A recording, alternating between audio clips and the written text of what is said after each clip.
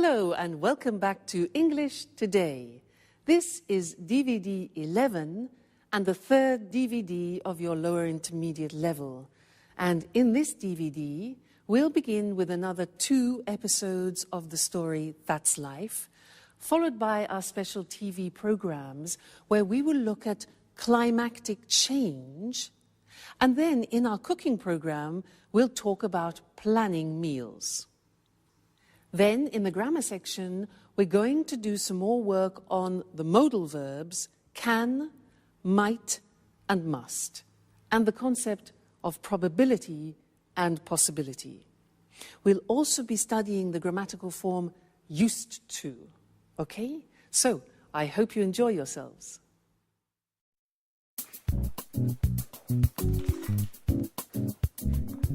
Good morning. Alice, is Anne at home?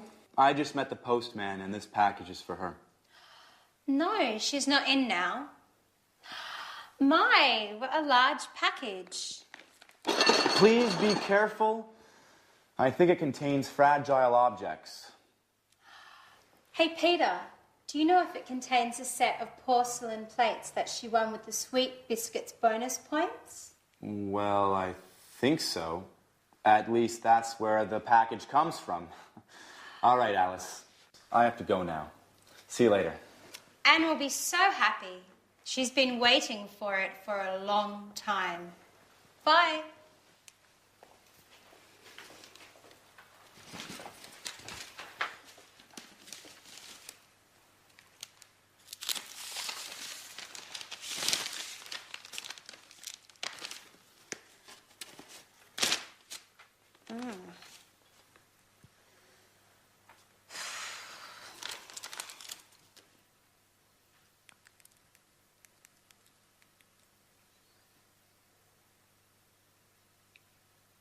Hello, Anne. This is Alice. I've got great news for you. Your set of Chinese porcelain has arrived. They're beautiful. No, I opened it. I'm sorry, Anne. I just couldn't resist. Oh no, Anne, I'm so sorry. It broke. Okay. I'm not allowed to touch any more plates. You're absolutely right. I'm so sorry. Bye.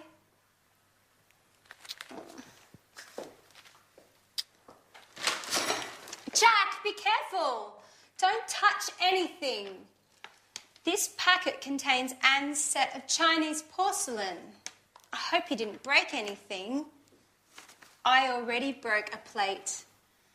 And guess who heard me breaking it? Anne. Oh my. I didn't notice anything. Well, you should look where you are going. I'm sorry. What are we going to do? Well, let's get ready for Anne to lose her temper. Who knows? Maybe she'll forgive us. She can't get that angry. They're just plates. Remember, we can't cook. If Anne gets angry, we'll have to learn to cook. That's true. I've got an idea. Let's go get something from the local takeout place. Then we can pretend that we cooked dinner. She might be happy and forget about those plates. That's a great idea. Let's get going.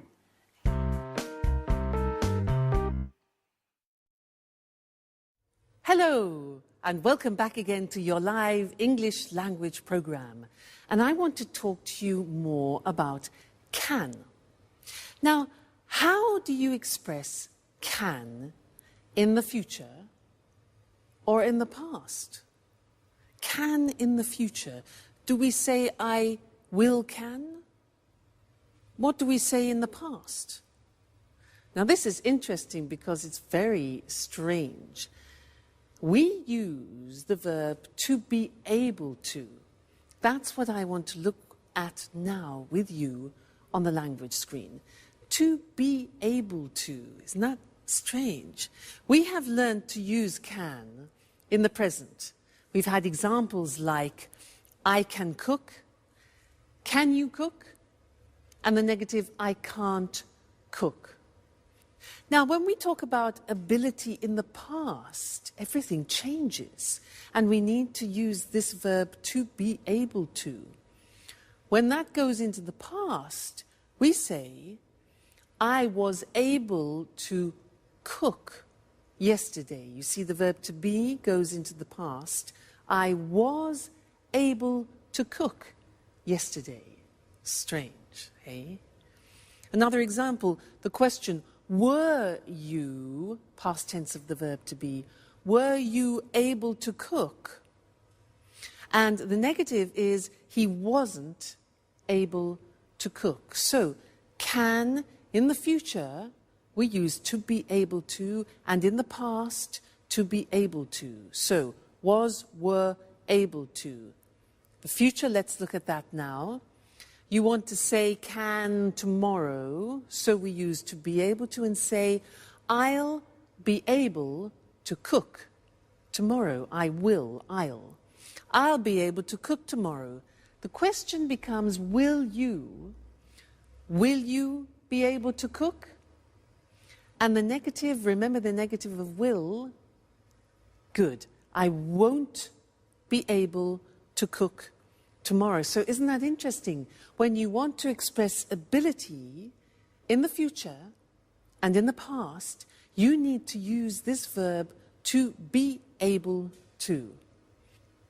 Now, there's one more thing I want to tell you about, and it's about permission. Imagine that you are in a restaurant and you can see no smoking.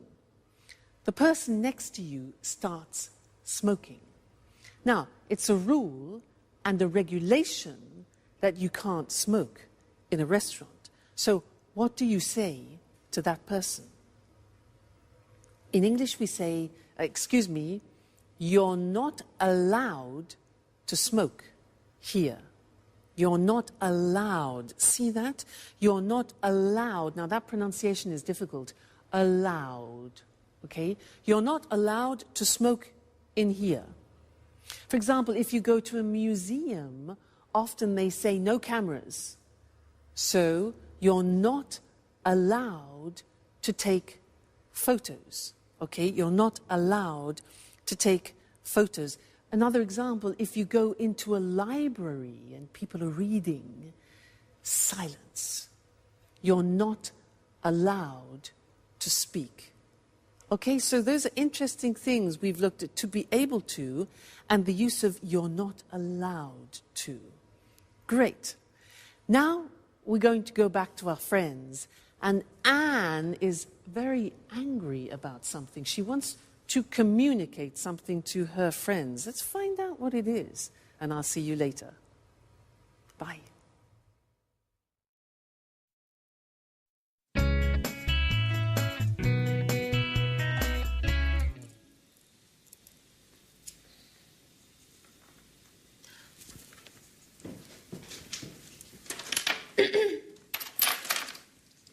Hi, Anne. What's that you're holding? Hello, everyone. Listen. We need some rules in this house. Living together means obeying some rules. I've written this list of house rules that every person who spends time in this house must follow. No one is allowed to leave this living room until they read and memorize these rules. Bad day, huh? She's right, Jack. Anyway, Anne, dear, what about these house rules? First of all, don't call me Anne, dear. Now listen. Rule number 1. You must never, and I stress never, open my post. Rule number 2. From now on, clean the house at least once a week. Rule number 3. We have to take turns washing up. Rule number 4. Okay. We understand. You must be angry. Well, yes, Jack. I'm very, very angry. I was really looking forward to getting that set of Chinese plates. I saved bonus points for a year eating the same stupid biscuits, which, for your information, I can't stand anymore. I just kept eating and buying them in order to get the set of Chinese porcelain. All for nothing. Oh, please forgive us, Anne. Just tell us where to go and we'll buy you a new set. Oh, well, that's not possible. They were handcrafted in Shanghai. And they cost a fortune. Okay, we'll do our best to make it up. Somehow. Now sit down, Anne. You must be exhausted. Jack and I made dinner for you. You don't have to do anything. We thought of everything. Really? What? You made dinner for me? Yes, Anne. It was the least we could do. Well, okay. I'll forgive you this time. But I warn both of you that I want more discipline in this house. You can't do what you want all the time. We need some rules. Oh, don't roll your eyes while I'm speaking to you. Okay, Anne. You're right. Rules are important. But it's also important to laugh a little. Oh, ha, ha, ha.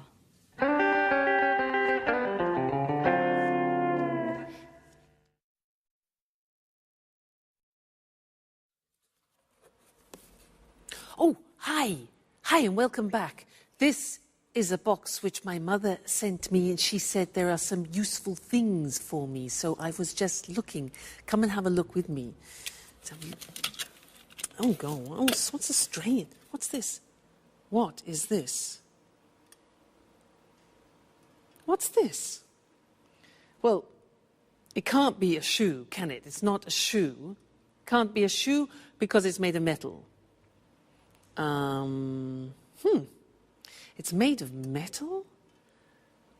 Well, it might be some sort of lamp or something. Like it looks like an Aladdin's lamp, a special lamp. No, but it can't be that. Ah, look, here there's a sort of metal groove, probably for cigarettes. That's it. It must be a cigarette holder, and a type of ashtray, an oriental ashtray. How unusual. That's very typical of my mother. Useful, though. Now, did you see the language that I used? I said, it can't be a shoe. When I say it can't be, it means it's impossible. It's impossible, it's too small, and it's metal. So it can't be a shoe. So I'm talking about probability and possibility, okay? Then I said, well, it might be a magical lamp. Now, might is when you're not sure. Might is M-I-G-H-T. It might be a lamp.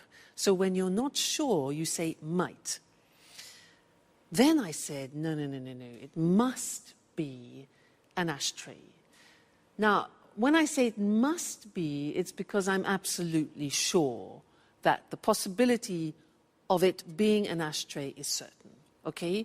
So 3 possibilities. It can't be, might be, and must be. So let's have a look at the other things in the box. Ashtray. What is this? What's this? You see this? Well, it can't be, I mean, it looks like a negative from a film, doesn't it? No, it can't be a negative because there are no images. Well, it might be... I just don't know. I mean, it might be some sort of special sticker that you put on things, but it hasn't got any glue. I don't know what it is. Just a minute. Look. Here's something explaining it. A forehead thermometer. Put it on your head and it reads the temperature. What? Let's try that. So I put it on my head like this and said, hold it on your forehead, and it tells you your temperature. Let's have a look. 37. Whew, that's hot. It is. It's a thermometer. Incredible. Now that is very useful because it's small. So interesting. Next thing, what's this? Look at this. Now, it's shiny and it's silver, but it can't be a mirror because I can't see myself. Can't be a mirror. What can it be? Oh, I know. It might be for under glasses. You know what I mean? When you lay the table and you have glasses, sometimes you put it under to protect the tablecloth. Well, look what I have here. So this, for example. Yeah, but it's a bit strange, isn't it? I mean, it can't be. It can't be that, really. Not made of metal like this. It must be... I don't know again. Wait a minute. Here's the box. A drop stop. A drop stop. It must be something for pouring then. Let's have a look. You put it... let's try. I just so happen to have a bottle here. And it says, put it on the bottle like this. A drop stop. So it stops things from dropping. And pour out the liquid and there are no drops. Let's try that. Let's try... Wow! That works. It doesn't drop. So it must be something for stopping drops. You can see. Fantastic. My mother is a genius. She is full of amazing ideas. Thanks, Mum. Let me show you the language that I was using then. We were talking about probability and possibility, and the first thing that we can talk about is when you are expressing strong probability, is when you think almost certainly you know what something is. So it must be an ashtray. So when I use must, I am 100% sure of something. It must be an ashtray. Now, if you are sure that it isn't something, that it is totally improbable, 100%, the opposite is it can't be. Like that. I said, it can't be a shoe, it's too small. So it must be, it can't be, and then if you're not sure about something, we use the simple verb might. Look at the spelling, M-I-G-H-T. It might be an incense burner, for example. We can also say it could be. Might, could, both express uncertain probability. All right, so this is very useful when you are making deductions. Must be, it can't be, and it might be. So those are the three verbs that we use. Okay, great. So thanks, Mum, and I'll see you again very soon. Bye.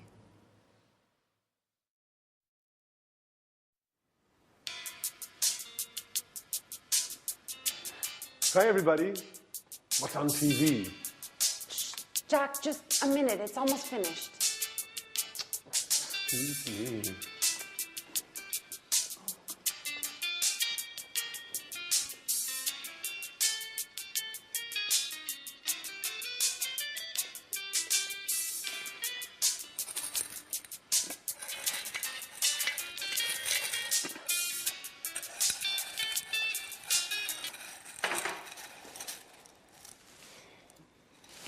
So, what were you watching that was so engrossing?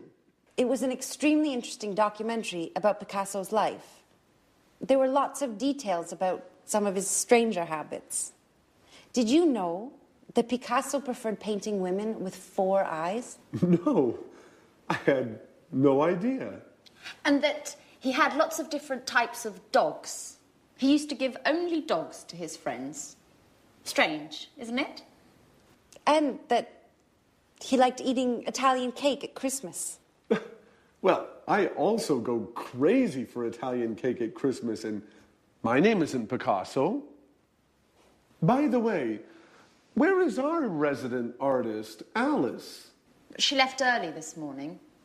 She said that she had something important to do. She wouldn't tell me what, but she did say it was none of my business. You know how she is. That's strange. She usually leaves late. Well, as a matter of fact, she was very serious this morning. She told me she had a headache, but I didn't believe her. Oh, look. But it's getting late. I'm starting to get worried. Don't play mom, Anne. Alice is a big girl now. I know. But it's just that but she didn't tell me she would be late. In fact, she asked me if I would be late today. Just a moment. A few days ago, Alice told me that she wanted to enter a painting contest. She said she thought it was her big chance. Maybe that's where she is today. Well, you're probably right. But it's almost midnight. I don't think contests last that long. Why not? We all know that artists are a little crazy. Picasso was a perfect example. That's true.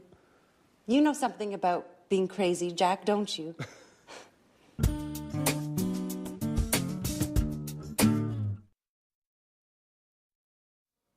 Hello again. Did you hear them talking about Picasso? Some interesting things about him. They said he used to give only dogs to his friends. He used to give only dogs, and he used to eat Italian cake at Christmas.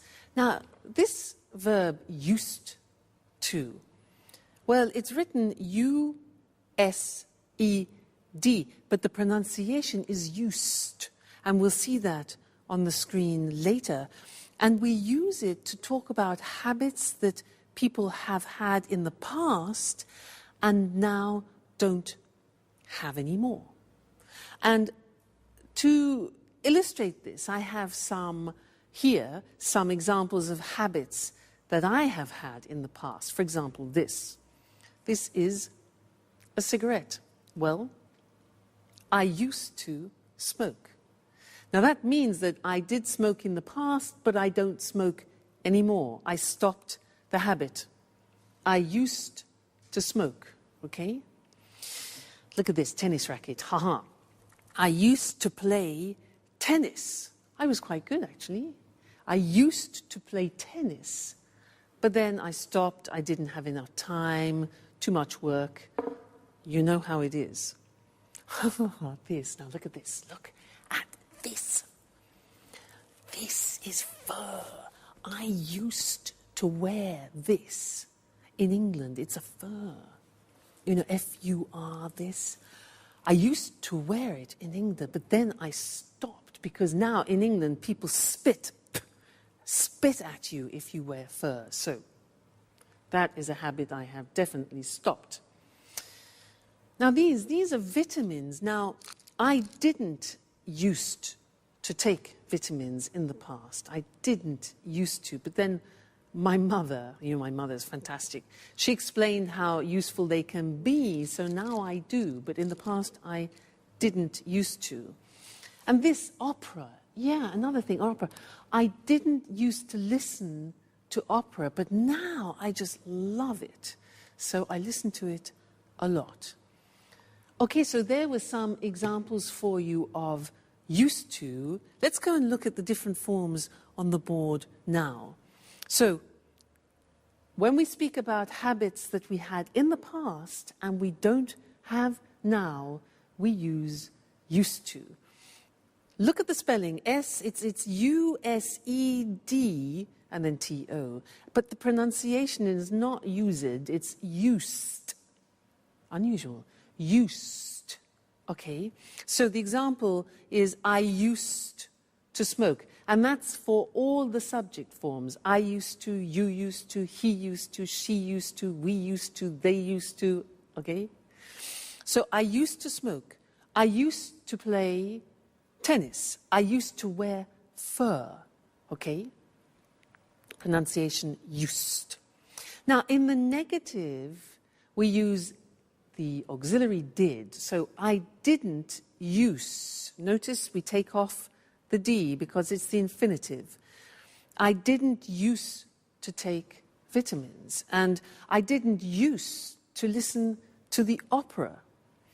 And the question form is easy. It's, did you used to do a lot of sports? Did you used to stay in bed until midday? I remember that. So if you think about your lives and about habits that you had in the past and you don't have now, when you talk about those to people, that's what you use. I used to smoke, but I don't anymore. I used to play tennis, but now I'm too busy. All right? So very important for describing past habits, used to. Great. That's the lesson for now, and I'll see you again very soon. Bye.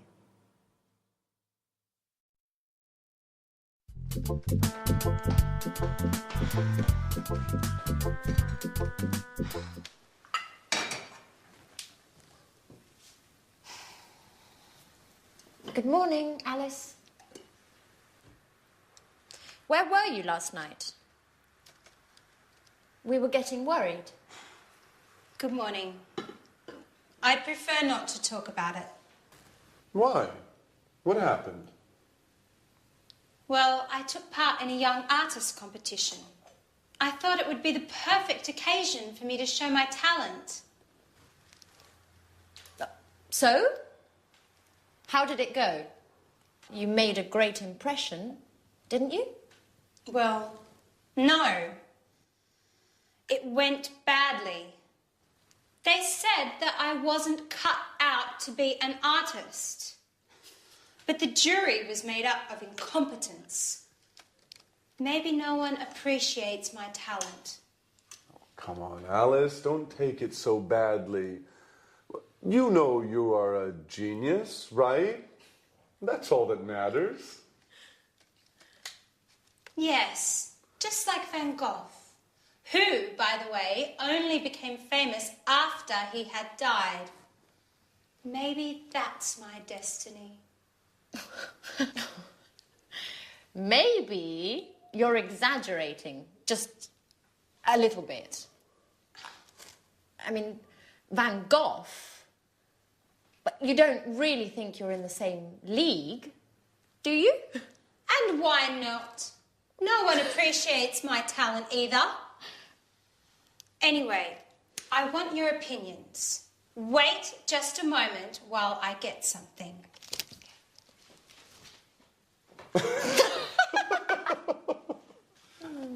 Oh, my goodness.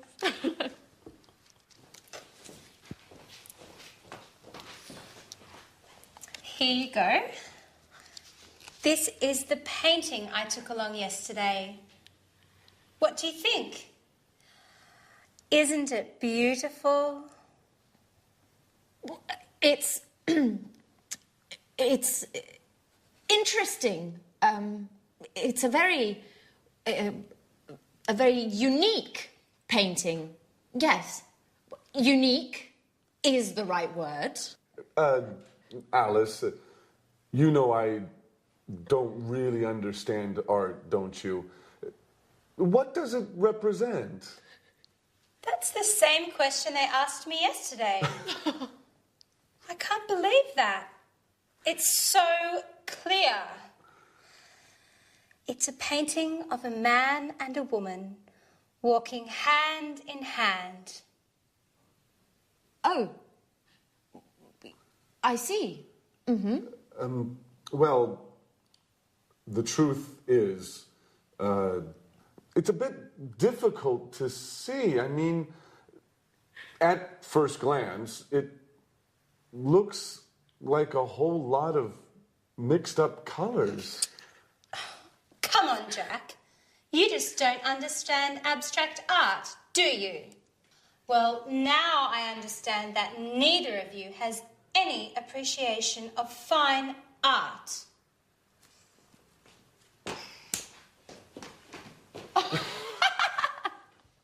Oh, artists! Never tell an artist what you really think.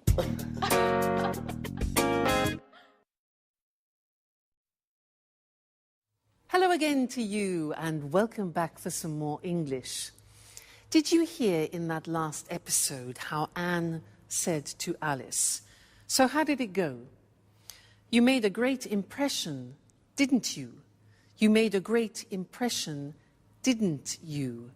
Do you remember that grammatical form, didn't you? A question tag, yeah? Remember, we did a lesson about this, and the example we used was, she's unhappy, isn't she? Do you remember that? Yes, I want to give you a little test on it. And in order to do this well, you have to be very careful about your auxiliaries, so pay attention. Number one, you're married, question tag.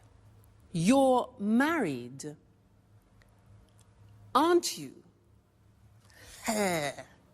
Did you get that right, wrong, difficult? Do you remember, you are married, you take the verb, the auxiliary, and at the beginning it's positive, so you turn it into negative. You're married, aren't you? Try this. You didn't go to the party. Didn't is negative, becomes positive. You didn't go to the party. Did you? Great. Next one. He lives in Paris. He lives in Paris. Lives, simple present. Auxiliary. Yeah. Doesn't he? He lives in Paris. Doesn't he? Okay. They aren't French. Aren't. They aren't French. Positive. Are they? Great. Next one. She went to the cinema. She went to the cinema. Auxiliary past tense. Positive, negative. Didn't she? Okay. She went to the cinema, didn't she? All right. You don't like him. You don't like him. Negative. Do you? You don't like him, do you? Great. They were enjoying the show. They were enjoying the show. Past continuous. Weren't they? They were. Weren't they? Great. He's coming tomorrow. He's coming tomorrow. Isn't he? Great. You're getting better all the time. They'll be late. They'll be late. Won't they? They'll be late, won't they? And the last one, we can't buy it. We can't buy it. Can we? Okay. So it's negative and positive. We can't buy it. Can. Well done. You know, these are difficult. Only if you know your auxiliary verbs can you do these question tags. So congratulations. We're making progress. Great. So I'll see you in the next lesson very soon. Take care and enjoy studying. Bye. Good morning. Welcome to this week's edition of Climate Change. In the studio with me is our weather expert, Susan Thurley. Good morning, Eric. Well, Susan, there's a lot of talk these days about climate change. Could you explain exactly what is happening? Of course. You know, the first thing to stress is that the Earth's climate is always changing. In the past, this happened due to natural causes. I mean, the atmosphere and the Earth's climate changed naturally. Now things are different. Scientists believe that climate change today is a result of man's activities, our activities. And why are scientists so worried about this climate change? Well, before I answer that question, I'd like to talk a little about what we call the greenhouse effect. Certainly. Scientists often talk about the greenhouse effect. What is this exactly? The greenhouse effect is very important for the world's weather. Greenhouse gases help to capture the energy we receive from the sun. They keep the Earth warm. Without these gases, the world would be a colder place, and our lives would be very different. Well, if the greenhouse effect is so useful for the Earth, why do scientists talk about it nowadays as if it's something dangerous? It's the extra greenhouse gases that are dangerous. Our way of life, cars, factories, central heating, is producing too much of these greenhouse gases. These gases are trapping more and more of the sun's energy, and the world's becoming warmer. Is carbon dioxide one of these gases? Yes, carbon dioxide, CO2, is one of the main greenhouse gases. Carbon dioxide is produced when we burn coal and natural gas. The problem is that over the years, the concentration of carbon dioxide in the atmosphere has increased enormously. So, to stop global warming, we need to use less coal and natural gases. Exactly. But not only that, we also need to plant more trees, and we must stop destroying our forests because they take carbon dioxide out of the air. Is there anything else we can do? Well, governments around the world need to encourage the use of renewable energy sources. Solar panels can use the sun's energy. Wind turbines can generate electricity from the wind. And hydroelectric power plants can use water to generate electricity. Renewable energy is becoming popular today, isn't it? Yes, it is. But there's still a long way to go. Okay, Susan, one last question. What are the consequences of climate change? Well, higher average temperatures around the world. You know, even a small change in temperature, even a 1-degree increase, can cause the sea level to rise as the polar ice caps melt. In fact, this is already happening. Other consequences: more rainfall in some parts of the world and less in others.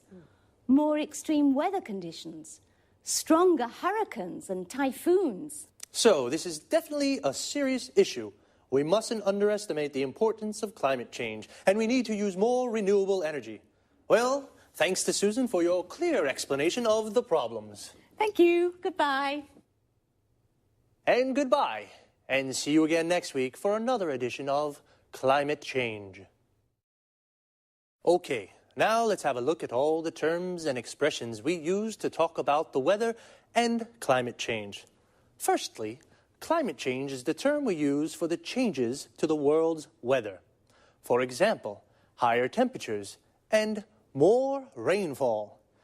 Rainfall is how much rain there is, the volume of rain that falls. And I finally understand what the greenhouse effect is. Well, a greenhouse is a transparent house, usually made of glass, where we grow plants. It gets very hot in a greenhouse. In fact, the greenhouse effect is the gases in the atmosphere that trap the sun's energy, causing an increase in temperature of the world. This is what we call global warming, the world becoming hotter. The atmosphere is words for the gases that cover the world. The main gases are nitrogen, oxygen, and carbon dioxide. Now, carbon dioxide is one of the main greenhouse gases.